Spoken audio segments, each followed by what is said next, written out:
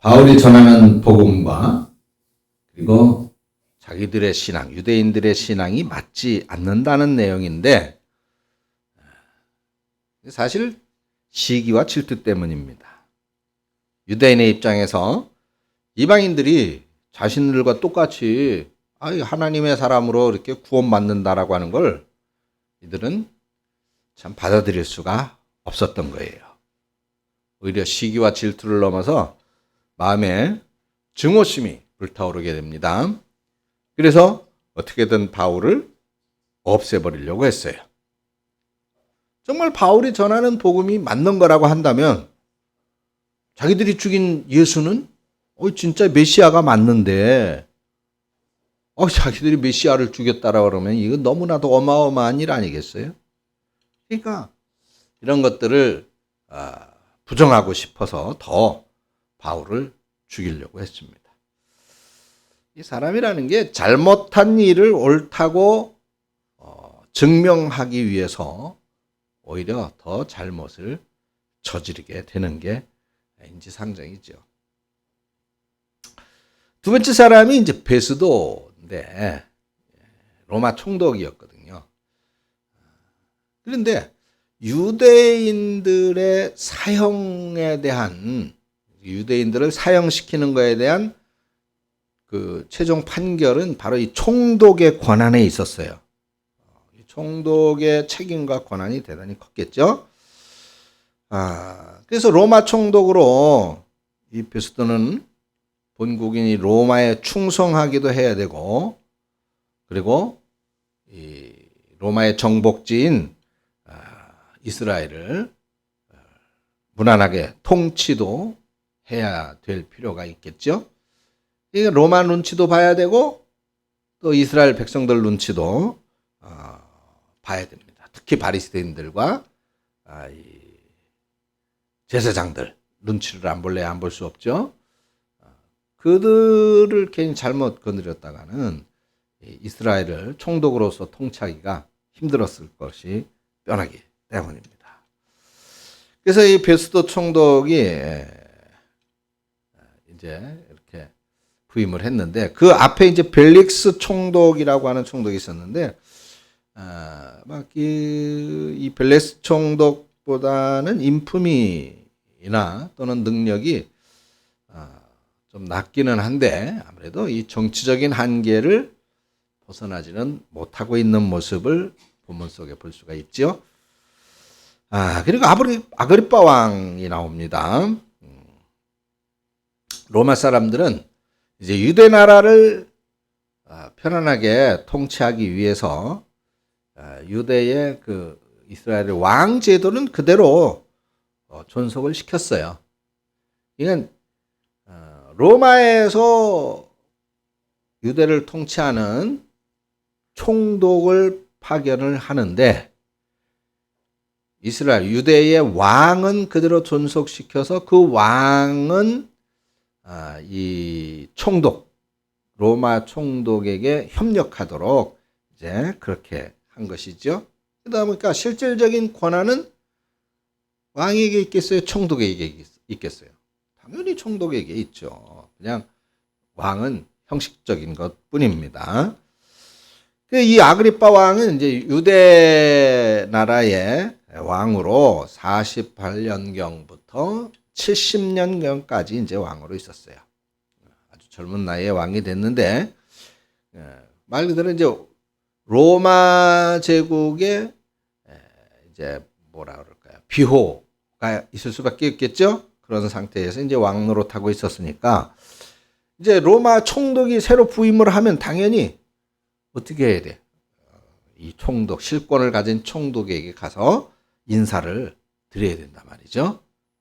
그래서 로마에 밉보이지 않아야 이스라엘의 왕으로, 유대 나라의 왕으로 그렇게 오래 집권할 수가 있었기 때문입니다. 그래서 이 아그리빠 왕이 이제 베스도 총독에게 총독이 바뀌었으니까 아련을 하러 가는데 그 옆에 누가 따라갔어요. 그 따라간 사람이 누구예요? 버니게라고 하는 여인이에요. 이 버니게라고 하는 여인은 좀 복잡한 사람입니다. 이 여자가 실제로는 이 아그리빠 왕하고 남매 사이야. 남매지간입니다. 두 번 결혼을 했어요.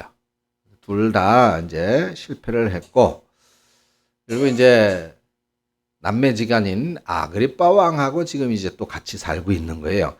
그러니까 주변에서 수군수군 말이 많았겠죠? 비난이 많았습니다. 그런데도 불구하고 이 자기의 친형제인 왕에게 가서 왕과 붙어서 이제 같이 산다. 그 이유가 뭐가 있어요? 그런 비난이 있는데도 그렇게 하는 이유는 권력에 대한 욕심이 대단한 여인이었다. 이렇게 말할 수가 있겠죠. 그래서 그 권력의 힘을 너무나도 좋아하는 나머지 아무리 어떤 사람이 비난을 해도 왕과 함께 이 공식적인 자리에 왕비도 아니면서 왕비처럼 그렇게 이제 등장을 하고 있는 걸 볼 수 있습니다. 자, 마지막으로 이제 또 한 부류의 사람들이 있어요. 어떤 사람들일까요? 구경꾼들이에요. 구경 좋죠? 새로 부임한 총독도 볼 수 있고, 아예 이스라엘의 왕도 오랜만에 볼 수 있습니다. 왕비가 아닌데도 왕비처럼 행사하고 있는 참 그 꼴불견인 이 버니게라고 하는 여자도 도대체 어떤 여자길래 저렇게 살아 하면서 신기해하고 바라봅니다. 그러니까 바울이 죽느냐 사느냐, 바울에게 어떤 죄가 지워져서 죽게 될 거냐, 뭐 이런 거에는 관심이 없어요. 그냥 구경하고 있는 거예요. 자, 우리네 세상에도 여러 사람들이 모여 살고 있습니다. 여러 유형의 사람들이 있어요. 그죠? 나 같은 사람도 있고, 우리 정상훈 집사님 같은 사람도 있고, 또 우리 이호섭 집사 같은 사람도 있고, 그죠? 다 사람은 그 유형이 각각 다릅니다. 다양한 성격을 가지고 있고, 가치관도 다 달라요. 관심을 가지고 있는 부분도 다릅니다. 그렇죠? 그러면서 각자 자기 나름대로의 삶을 추구하고 있습니다. 자, 그러다 보니까 어떤 한 사건을 판단하는 데 있어서 자기 나름대로 주장하는 것이 분명해요. 아니, 내가 볼 때는 아닌 것 같은데 우리 정상훈 집사님이 볼 때는 맞다 이 말이죠. 그래서 우리 정상훈 집사님이나 내가 볼 때는 아닌 것 같은데 우리 이호섭 집사가 생각할 때는 아니야, 이게 맞습니다. 요즘 시대는 이렇게 살아야 됩니다. 그렇게 말할 수 있단 말이에요. 그렇게 진실은 각양 사람의 그런 가치관이나 또는 기준이나 또는 삶의 형편에서 그렇게 달라질 수가 있다는 것이죠. 자, 그러면 도대체 진리라고 하는 것은 뭘까? 정말 세상 사람들 개개인이 말하는, 각자가 주장하고 있는 그런 내용들이 다 진리일까요? 우리가 다양한 모습으로 산다는 거, 그거 인정하고 받아들이지 않을 수 없어요. 지금 우리 세대하고 또 우리 이호섭 집사님 세대하고 가치관이 다르다는 거, 그 기준이 다르다는 거 우리가 이해할 수 있습니다. 그래서 다양한 모습으로 산다는 거 인정한다 하더라도 참된 진리는 오직 하나뿐이지요. 바울에 대한 재판을 하는데 여러 사람이 모이기는 했지만은 그들이 생각하고 있는 그들의 관심대로 그것이 이 재판의 기준이 되어질 수는 없는 거예요. 그렇다면 오늘 우리는 이 말씀을 통해서 이 다양한 그런 삶의 모습들 속에서 그것을 인정한다 하더라도 그래도 우리가 그리스도인으로서 무엇에 공통적인 관심을 가지고 살아가야 되는가 한번 생각해 볼 수 있는 시간이 되어졌으면 좋겠습니다. 자, 먼저 우리가 하나 짚고 넘어가야 되는데, 자, 오늘 본문의 배경은 법정이지요. 법정, 재판이 이루어지는 거예요. 그 재판은 뭐예요? 재판정은 진실이 가려져야 하는 곳이에요. 그죠? 누가 옳고 누가 그른지가 분명하게 판결되어지는 곳이 법정이에요. 근데 지금 열리고 있는 법정은 어떤 법정이에요? 바울을 두고 지금 이제 그걸 가리려고 하는 거죠. 바울의 무죄를 가려주는 법정이냐, 아니면 바울을 죄인으로 확정짓는 법정이냐. 지금 이것이 이제 가려지는 그런 곳입니다. 자, 베스도 로마의 총독이라고 그랬잖아요. 로마의 총독으로 부임을 하고 이제 첫 번째 만나는 사건이 바로 이 바울의 사건이야. 그 베스도가 그렇게 예루살렘을 이제 다녀온 지 아그리빠 왕하고 버니게가 베스도 총독한테 문안 인사차 이제 방문을 했는데, 이 베스도가 바울의 일을 이 아그리빠 왕에게 말하는 거예요. 이거 참 골치 아픈데, 이거 참 이 유대인들의 이 바울을 죽여야 된다는 요구를 딱 잘라 외면할 수도 없고, 그렇다고 바울을 그냥 그렇게 죽이려고 생각해 보니까, 뭘 죽일 만한 죄가 있어야 죽이지. 도대체 로마 법에서 바울을 죽일 만한 죄가 없단 말이에요. 그래서 어떻게 해야 될지 몰라서 답답한 마음과, 그래도 로마 사람인 나보다는 유대 사람인 이 아그리빠 왕이 그나마 그러면 이 판결에 있어서 더 정확한 판결을 할 수 있지 않을까. 같은 민족의 사람이니까. 그래서 지금 이 베스도는 아그리빠 왕에게 이 골치 아픈 문제를 어떻게 하면 좋겠습니까? 지금 질문을 하고 있는 거예요. 그러니까 베스도가 판단한 이 바울의 문제는 어떤 문제였어요?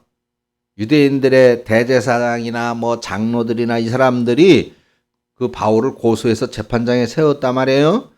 고소를 했는데 그 분위기는 뭐예요? 당장 바울을 죽이라는 거예요. 근데 그래서 양쪽 이야기를 다 들어보니까 그게 아닌 것 같아. 18절을 보세요. 원고들이 서서 나의 짐작하던 것 같은 악행의 사건은 하나도 제출하지 않았다. 그랬죠?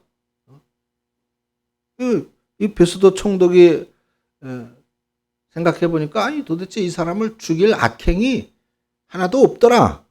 이 베스도 총독이 생각하는 악행이라고 하는 건 어떤 걸까요? 뭐 우리가 흔히 세상에서 말하는 흉악범들, 우리가 법정에서 사형이라고 말할 수 있는 흉악범들은 어떤 사람들이에요? 뭐 살인을 저질렀거나, 아마 그 외에는 다른 거 뭐 사기 쳤다고 사형을 내리지는 않죠. 근데 어떤 게 또 사형이 있어요?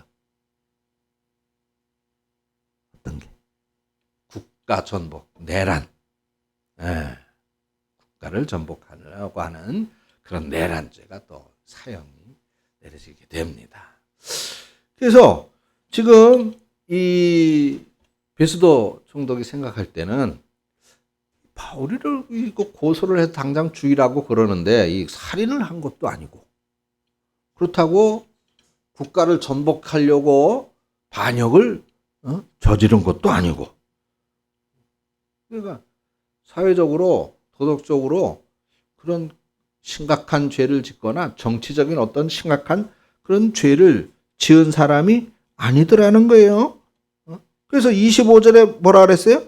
내가 살펴보니까 이 사람을 죽일 만한 그런 죽일 죄를 범한 일이 없다라. 그렇게 말해요. 그러니까 바울은 유대인들이 저 사람을 당장 죽여달라고 말하는 것처럼 죽을 죄를 지은 게 아니더라는 겁니다. 자, 여기서 우리가 하나 생각하십시다. 우리 성도들은 이 세상을 사는 동안에 하늘나라 시민으로서 하나님의 법을 지킨다라고 하는 것. 당연하겠죠. 당연해요. 근데 또 우리가 지켜야 될 것이 있어요. 이 땅의 시민으로서 이 세상의 법도 잘 지켜야 되겠죠. 세상 사는 동안에 예수 믿지 않는 사람들한테 아이 저 사기꾼 같은 사람, 저 성질 더러운 사람, 아이 저 못난 사람, 뭐 그런 어떤 지탄을 받아서는 안 돼요. 그러기 위해서는 당연히 불법을 저질러서는 안 된다는 말이죠. 세상 법도 잘 지켜서 세상 사람들한테도 야, 저 사람 참 교회 다니는 사람답다라고 하는 인정을 받으면서 살아야 될 것입니다. 자, 그러면 지금 베스도가 바울을 붙잡고 하려고 하는 일이 뭔가? 26, 27절에요. 이 사람에게 대해서 황제께 이 유대인의 이런 저 범죄자가 유대인들이 고소를 해서 죽이라고 하는데 이 사람에게는 이런 죄가 있어서 이 사람을 죽이겠습니다. 그렇게 보고를 해야 되는데 그게 없어요. 그래서 그에게 대하여 황제께 확실한 사실을 아랠 것이 없으므로 그렇게 말씀하고 있죠. 그래서 심만한 후에 이렇게 보고할 재료가 있을까 하여 당신들 앞에 특히 아그리빠 왕 앞에 그를 세웠나이다. 바울을 데리고 나온 거예요. 그 죄목을 베풀지 아니하고 죄수를 보내는 것이 무리한 일이기 때문입니다. 라고 말씀하고 있습니다. 그러니까 바울이 우리가 알다시피 로마 시민권을 가지고 있잖아요. 그러니까 로마 시민권을 가진 사람은 유대인이라도 유대 법정에서 죽을 수가 없어요. 나는 로마인이니까 내 죄가 너희들은 나는 죽이려고 하지만 난 로마 법정에 가서 로마법으로 다시 판결을 받겠다. 그렇게 하면 그 사람을 죽일 수가 없었어요. 그러니까 이 바울이 이 사실을 활용을 해서 로마 황제에게 재판받도록 요청을 한 거죠. 그래서 베스도 총독이 그래 그러면 너 로마 시민권을 가지고 있으니까 로마에 가서 그러면 판결을 받아. 그러면서 황제한테 보고를 해야 되는데 이 죄수는 황제한테 저 재판을 받겠다고 합니다. 그래서 보냅니다. 근데 이런 죄가 있습니다. 이걸 보고를 해야 되는데 죄목이 없는 거예요. 죄목이. 그러니까 베스도 총독은 참 난감했단 말이죠. 이게 분명하지. 죄목도 분명치 않은 사람을 죄인이라고 해서 뭐 황제께서 알아서 판결하십시오. 이 정치적으로 그렇게 감히 보낼 수가 없단 말이에요. 자신의 정치적인 생명이 걸려있는 문제가 될 수도 있다고 말입니다. 그래서 사도행전 26장에는 이 아그리빠 왕 앞에서 바울의 변론이 이제 그래서 시작이 됩니다. 그래서 오늘 본문에서 이 베스도의 관심 그리고 바울의 관심 오늘 우리는 어떤 것에 관심을 가지고 있는지를 한번 생각해 보려고 하는 건데 먼저 베스도의 관심은 뭐예요? 지금 이 바울을 재판하고 심판하는 데 있어서 베스도는 바울이 뭘 잘못했냐, 뭔 죄를 졌느냐, 거기에 지금 이 사람을 죽이는 것이 합당하냐라고 하는 시시비비에 대한 관심보다는 무엇에 관심이 있어요? 자신의 명예, 유대 총독으로서의 자신의 정치적인 역량, 로마 황제에게 내가 뭔가 저 사람 믿을만하다, 잘한다, 저 사람 신뢰할 만해 라고 인정을 받아야 로마 중앙으로 다시 컴백할 수 있을 거 아니에요. 이 유대 조그만 나라, 변방의 조그만 나라에 총독으로 이렇게 유배되다시피 그렇게 가 있는 것이 정치가로서는 참 부끄럽고 창피한 일이다 그 말이에요. 그러니까 어떻게 해서든 황제에게 인정을 받아서 로마로 컴백을 해야 되는데 이 지금 바울이 지금 이 사람이 뭘 잘못했어? 이 사람을 어떻게 해야 돼? 여기에 관심이 있는 게 아니라 지금 이 사람 때문에 내 정치적인 생명이 위험해지면 어떻게 될까? 지금 이 사람 때문에 내가 로마 황제에게 정치적으로 그 고소 사건 하나도 제대로 판결을 못해? 저렇게 무능력한 사람이야?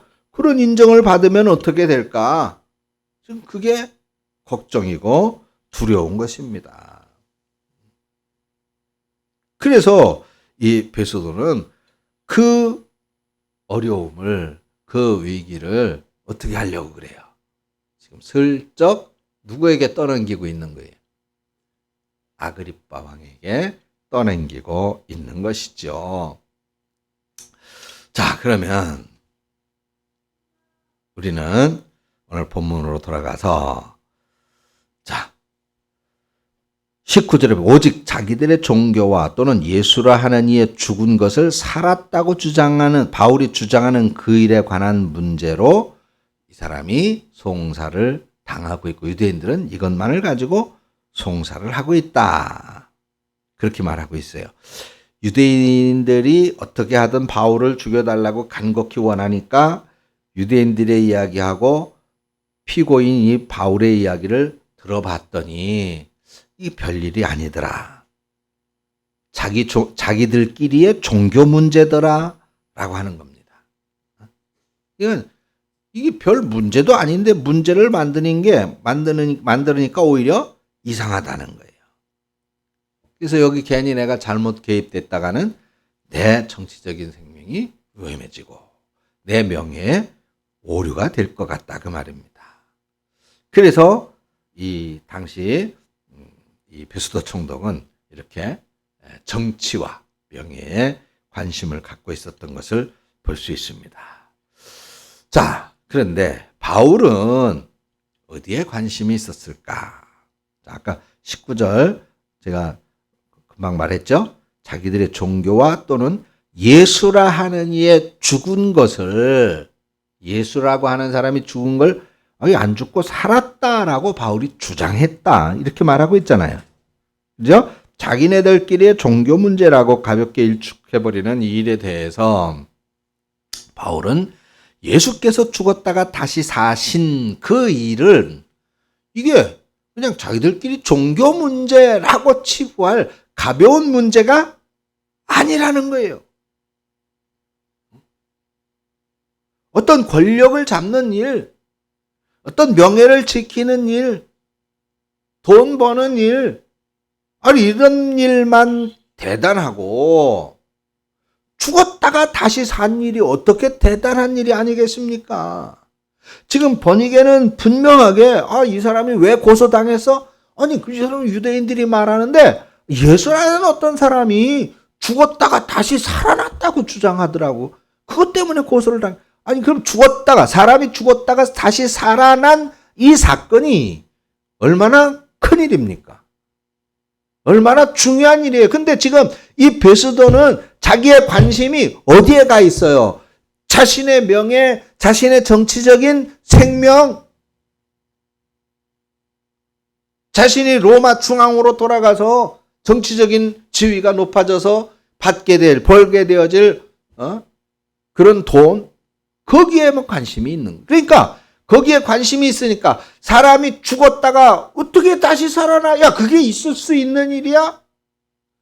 그 사건이 어떤 사건인데? 라고 하는 것에 대해서는 전혀 관심조차도 없었던 것입니다. 그냥 그렇게 무시하는 거예요.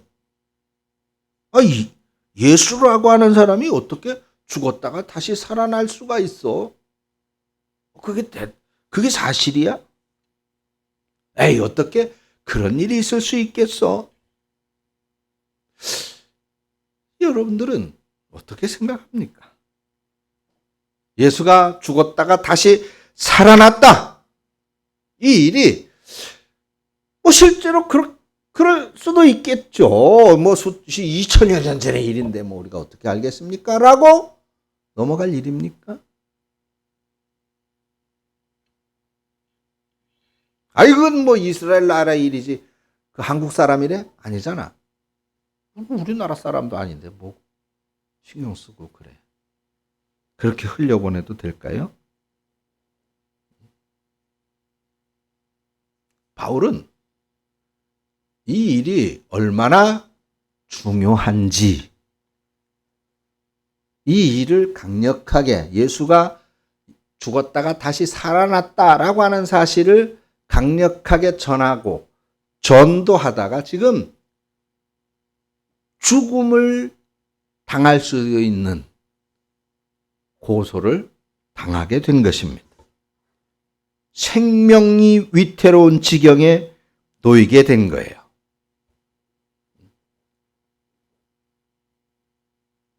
바울에게 있어서 이 사건은 내 생명을 잃어버리게 되더라도 절대로 부인할 수 없는, 무관심할 수 없는 어마어마한 사건이라는 것이죠.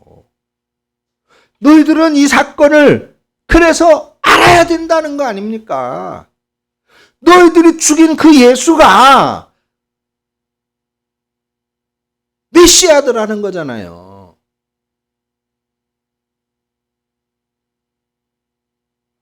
여러분들은 무엇에 관심을 가지고 있습니까? 베드로 총독처럼 여러분들의 자존심, 명예, 여러분들의 이익, 돈에 온통 관심이 다 있습니까? 아니면 지금 베드로처럼 죽었다가 다시 살아나신 그이, 우리들의 모든 죄악을 십자가 위에 짊어지고 피 흘리신 바로 그이, 그이가 바로 메시아더라고 하는 이 진리를 가지고 이것을 내 생명보다도 더 중요한 사건, 어마어마한 엄청난 위대한 사건이기 때문에 그래서 이것을 짊어지고 예수를 전한다라고 말할 수 있는 그런 사람인가요?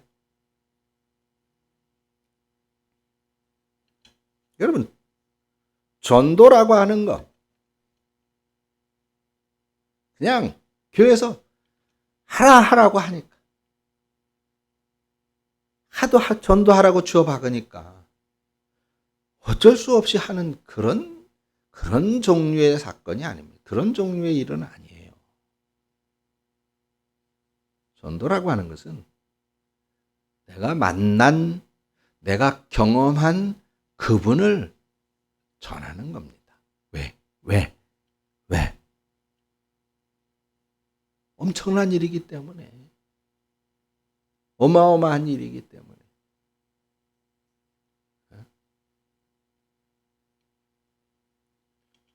예수님에 대해서 말하는 것은 많은 사람들이 할 수 있어요. 많은 사람들이. 교회 안 다니는 사람들도 다 잘하더라고요. 잘 알고 있고.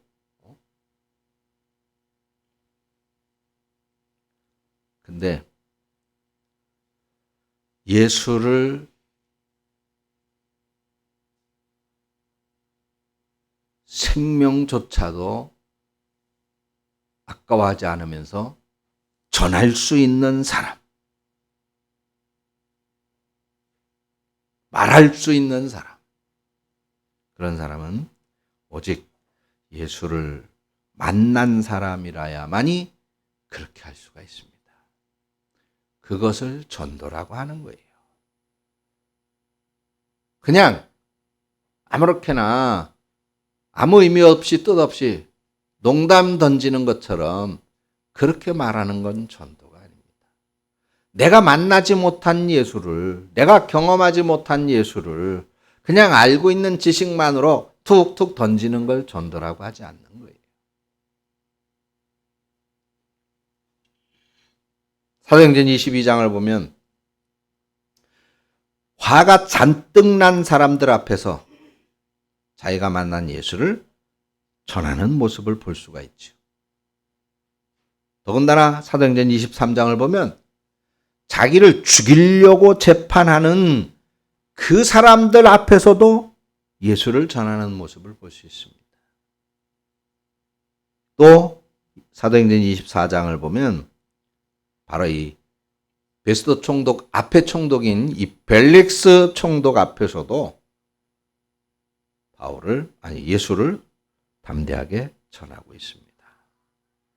그리고 오늘 본문 앞에서 본문에도 보다시피 이 베스도 총독에게도 또 아그리파 왕 앞에서도 그렇게 전하고 있습니다. 바울은 오직 어떤 상황 앞에서도 예수만 전하려고 하는 겁니다. 여러분, 사도행전에서 끊임없이 반복되는 역사, 오늘 이 시대를 우리가 살아가면서 주목해야 될 사건이 무엇이에요? 바울은 어떤 상황 속에서도 경제적으로 어렵습니다. 정치적으로 살벌합니다. 반대가 너무 심합니다. 이런 게 이유가 될 수 없는 거예요. 왜 지금 가야 됩니까? 좀 더 형편이 나아지고 좋아지면 그때 좀 더 이러 가도 되잖아요. 지금은 일단 피했다가 목숨 중요하지 않습니까? 목숨이 하나밖에 없는데 그게 이유가 됐어요? 안 됐어요? 안 됐단 말이죠. 안 됐단 말이에요. 왜? 예수라고 하는 분이 죽었다가 살아나셨는데 그가 메시아더라. 메시아는 바로 내 생명도 다시 살리실 분이다라는 것이죠. 내 생명을 영원히 책임지실 분이라는 거예요. 그 사실을 안다면 지금 내가 지금 이 생명 앞에서 벌어지고 있는 여러 가지 위험하고 안타깝고 속상한 그런 일들이 문제가 되겠어요? 안 되겠어요? 당연히 그건 따져볼 두말하면 입 아픈 거지. 그렇다면은 우리 머릿속에 분명하게 그려져야 되는 그림이 있죠? 뭡니까? 언제, 어디서나, 어떤 상황, 어떤 형편 개의치 않고 내가 만난 예수를 어떻게 하자? 전하자. 내가 만난 예수를 전하자.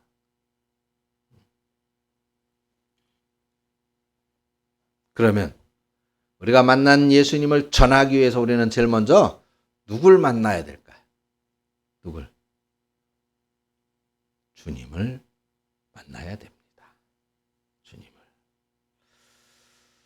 네, 오늘 말씀을 정리합니다. 이 베스도는 어디에 관심이 있었다고요? 자신의 정치적인 생명, 명예, 권력, 돈, 세상에 관심을 가지고 있었습니다. 그러다 보니까 사람이 죽었다가 다시 살아났대. 예수라고 하는 사람이 죽었다가 다시 살아났대. 이 엄청난 사건, 이 부활이라고 하는 어마어마한 인류 역사적인 사건을 가볍게 여겼어요. 가볍게. 돈도 권력도 아니었기 때문입니다. 세상 많은 사람들은 영혼 문제, 신앙 문제, 이것보다 권력 문제, 돈 문제를 우선하고 있습니다. 오늘 여기 계신 여러분들은 어떻습니까? 세상 삶을 다 마치고 하나님 앞에 우리가 서게 될 때에 분명히 그때가 온다. 제가 지난주 설교에서 말씀을 드렸죠? 두 가지 틀림없는 사실이 있다.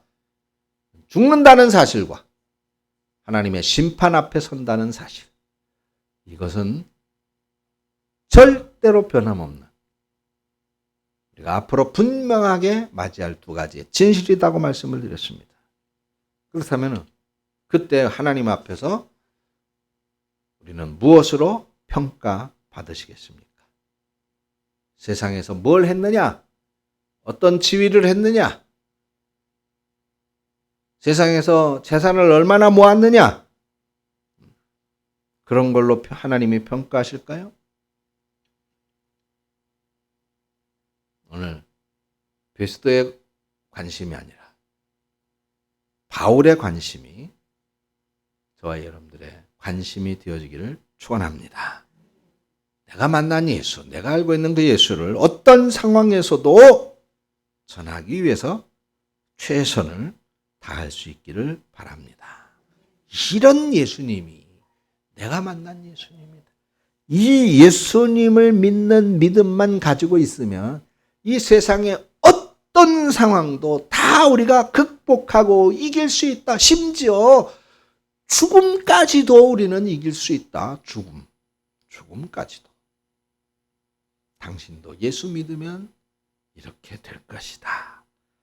구원받는 것이다. 이 좋은 예수를 꼭 함께 믿게 되기를 바랍니다. 라고 전하는 저와 여러분들이 되시기를 주의 이름으로 부탁드립니다. 하나님 아버지 은혜를 감사합니다. 오늘 선교주일을 맞이해서 우리가 정말 예수를 왜 전해야 되는지, 우리가 그렇게 하지 못하는 이유는 어디에 관심을 두고 있기 때문인지 우리 스스로를 돌이켜 회개할 수 있는 기회가 되게 하시는 은혜를 감사합니다.